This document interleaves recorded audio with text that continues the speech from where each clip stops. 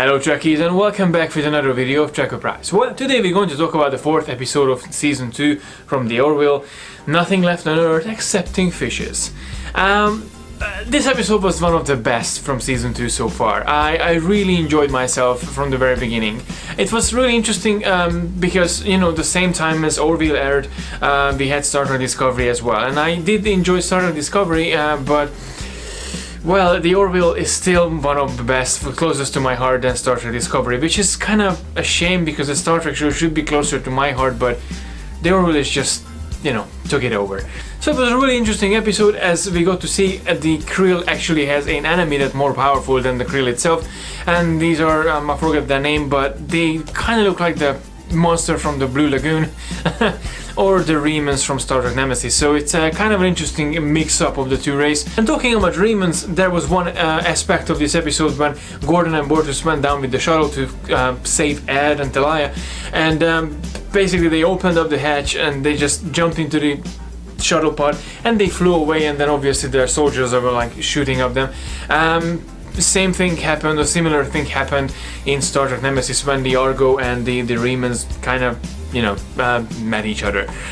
Obviously the biggest reveal from this episode was Talia, who turned out to be Miss Taylor or Lieutenant Taylor from the first episode when we actually got to see her coming aboard. I did feel there was a familiarity between her voice, her face. I did not know that, you know, she gonna turn out to be the bad guy. I thought maybe just he'd use the same character before, because in sci-fi and in TV shows they often do use the same actors to play different roles, and they are totally unrelated. It's like a Clark and Superman situation. But in her case they actually replayed the role as Talia, and they just transformed her into human.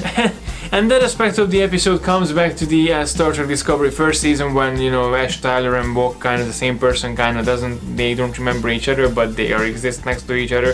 So it's kind of interesting to see the parallel between Star Trek Nemesis, Star Trek Discovery, and this episode of the Orville. Obviously it doesn't devalue the episode because the Orville just has this charm that calls us towards Trekkies and towards Orvillians and towards everyone really, because the Orville is just such a fantastic show to watch.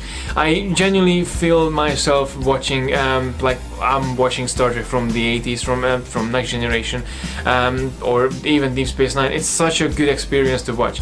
And this episode was just one of these examples that if you have a really brilliant crew, really brilliant franchise, you can give something excellent to the viewers, to the audience, for us. This episode mainly focused on Ed and Talia's kind of on and off going relationship. So I've fallen in love with Lieutenant Taylor, who turned out to be Talia, and it was really interesting to see, and it was really good to see Ed's side coming on as well, that hey, I know that woman is inside you. I know who you are. I know you can be more human, and I know you can be more understanding.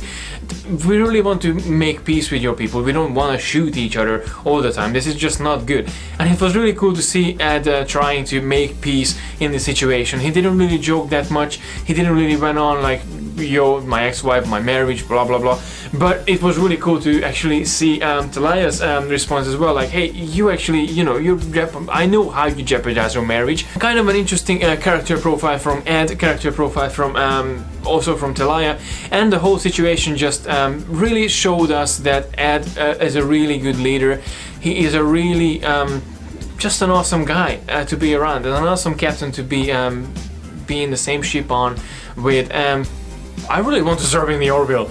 Obviously, as a second storyline, a B story in this episode, we got to see Gordon trying to take command tests and trying to you know, go up higher in the ladder, not just to become a pilot. I totally respect what he said in this episode, that, you know, if once you do something right, they expect you to do the same thing for the rest of your life, and that's might be not working for everyone. But also on the other side, that is coming from when Kelly actually sniffed it out, that hey, you just want to pick up goals because you want to use your power to, you know, I'm the charming captain. You want to become Captain Kirk, really, so you don't know how it works or what it takes to be a captain. Sorry about that. So this was a really charming episode. Obviously it was more focusing on Ed and Gordon in a sense. It's really nice to see all these friendship going on, all these, you know, maturity going on, especially between Ed and Kelly. Their relationship formed a lot from season 1, from the very first episode. Obviously they don't really have this issue anymore that like, hey, you're my ex-wife, or hey, you're my ex-husband. It's like, oh my god, what's happening with us? This doesn't really feel like they are there anymore. It feels like more they are friends, and they, you know, they accepted their, you know, they have a possibility, they put that aside. And then, you know, Kelly going out with this teacher, and Ed's trying to be with someone else, and actually Kelly encourages him as well to do that. And you know, it's like, I can see that, you can do totally all over of this lady.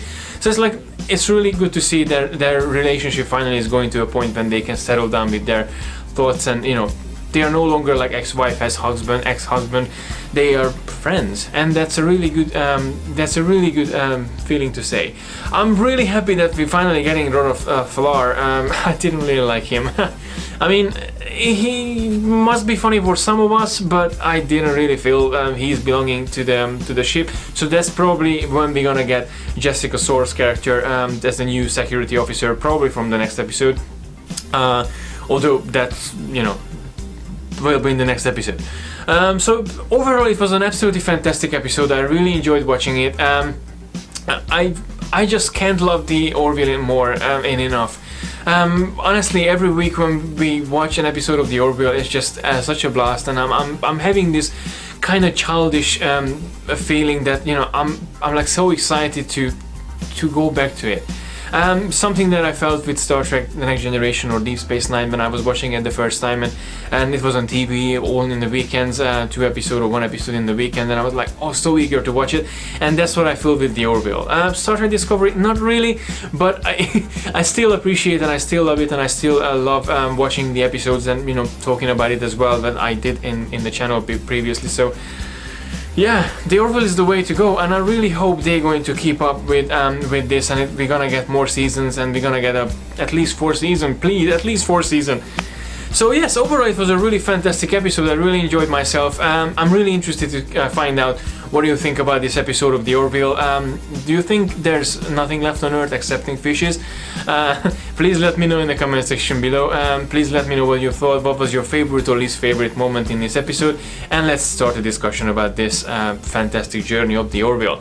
As always, thank you very much for watching. Please don't forget to like and share the video, and don't forget to subscribe to receive all the geekiness every week. And until next time, live long and prosper.